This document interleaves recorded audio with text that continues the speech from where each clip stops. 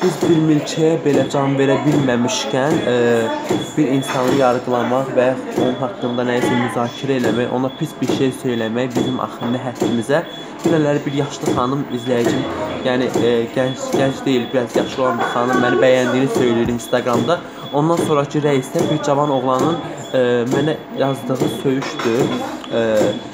Əgər bu tərbiyə ilə, bu ailədən gələn tərbiyə ilə məndən üstün olacaqsınızsa, olun, heç problem yoxdur. Əksinə siz məni daha da beləsinə insanlara sevdirirsiniz, mənim daha da sizdən üstün olduğumu göstərirsiniz ki, halbuki belə düşünmürsünüz.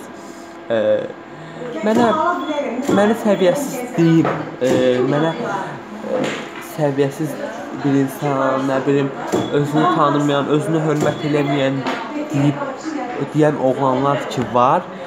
Siz mənə baş qoşarkən siz də elə mənim səviyyəmdə olursunuz ki, məndən bir addım belə üstün olmursunuz. Bunu gözəl bəlkə də bilmədiyiniz üçün bunları bugün danışıram. Çünki doğrudan da bəzi insanların ağlı hələ də balaca olaraq qalır. Rəylərdə qadınların nə yazdığına, qızların yazdığına üstünlük düşünməyib, ağzına gələn yazan oğlanlar məndən beləmi artıq olursunuz oğlanlığınızla? Məndən beləmi üstün olursunuz?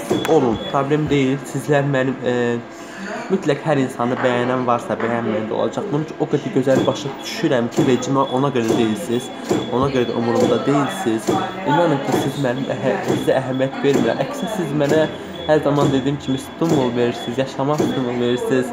Sizdən artıq olduğum üçün sevinirəm, sizdən daha fərqli olduğum üçün sevinirəm.